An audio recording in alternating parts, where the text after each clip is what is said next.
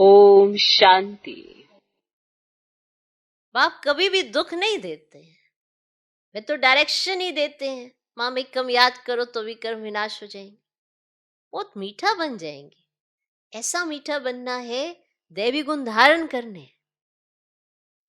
यहाँ बात बात में झगड़ा होता है, इतना देहाभिमान, छोटी छोटी बातें बुरी लग जाती है। कारण पूछो तो क्या है? देहाभिमान।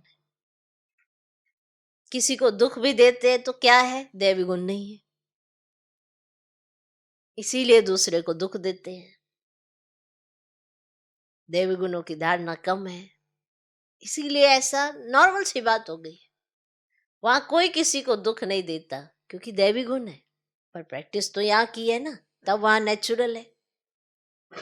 और जिनके नेचुरल होंगे वही तो सत्युग में आएंगे, और जिनके नहीं होंगे वो सत्युग में थोड़ा उतरेंगे।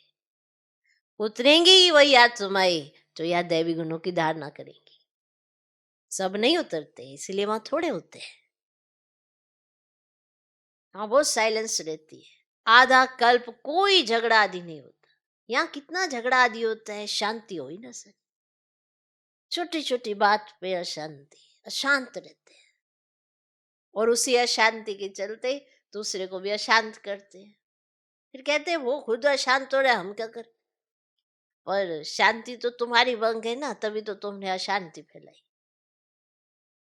तो यहाँ कितना झगड़ा आदि होता है, शांति हो ना सके। शांति का दाम है मूल वतन। फिर शरीर धारण कर विश्व में पाठ बजाने आते हैं तो वहां भी शांति रहती है।